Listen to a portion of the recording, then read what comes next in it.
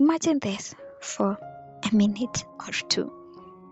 You're running from your past, living under stolen names, and then one night you meet a man who is dark, dangerous, and absolutely unforgettable. Things get hot, things get messy, and then as usual, or as you used to, you rob him of his identity and vanish. Sounds wild already, right? Now, imagine that same man chasing you down, a storm swallowing you both, and the two of you ending up stranded on a creepy island with a haunted lighthouse and a man who wants to keep you there forever. Yeah, that's the roller coaster of Does It Hurt by H.D Carlton. A dark romance full of obsession, secrets, and survival. So, let's talk about Sawyer. And yes, I am not sure if I am pronouncing her name right, but we move. Sawyer didn't just wake up one morning and decide to live life as a con artist. Her past is rough, full of traumas and betrayal. And when she tried to save herself, the system failed her completely. That's what pushed her into this life where stealing identities and creating new versions of herself was the only way to stay alive. Enzo Vitale, tall, dangerous, and the kind of man you do not want to cross.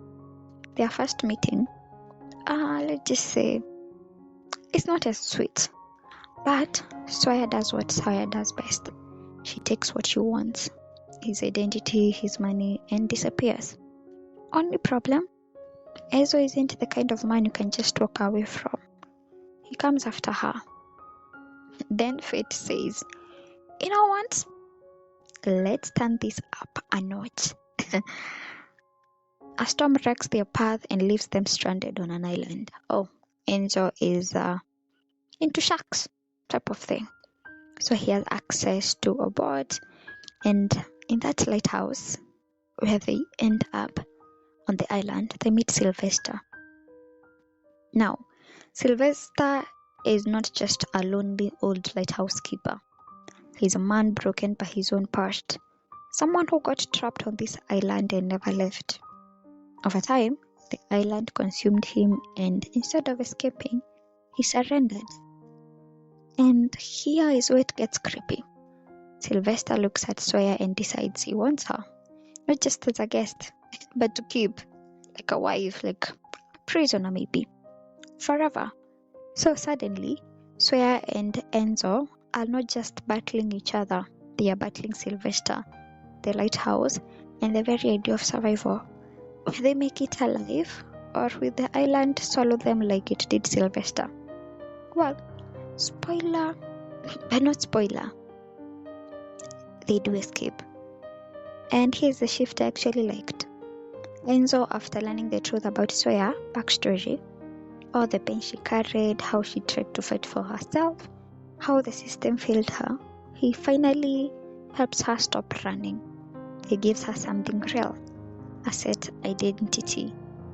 So she no longer has to keep living in the shadows.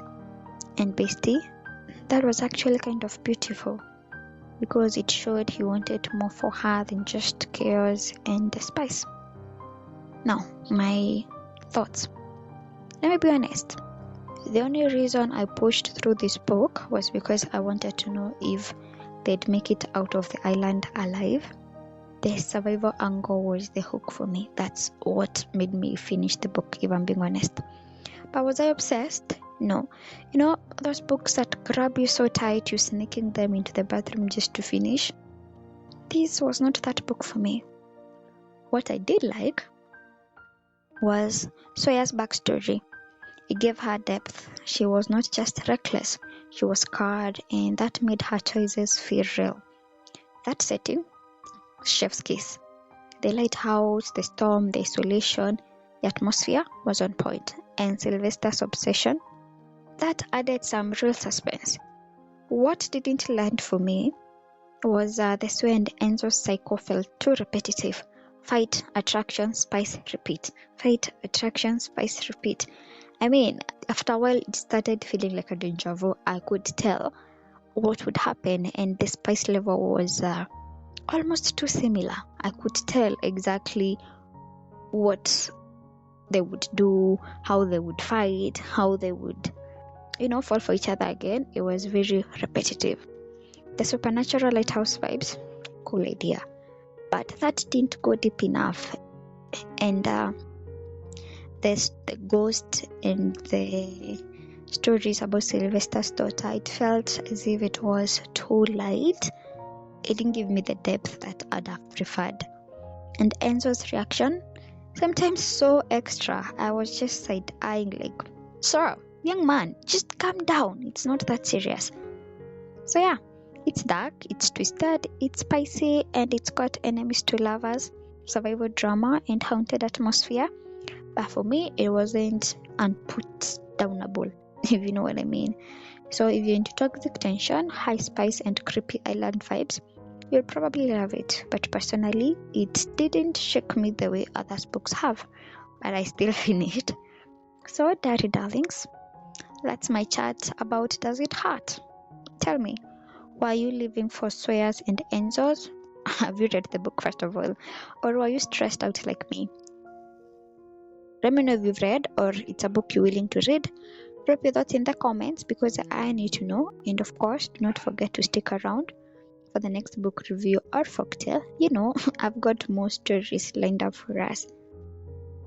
Thank you so much for hanging out with me today. I hope you enjoyed this story.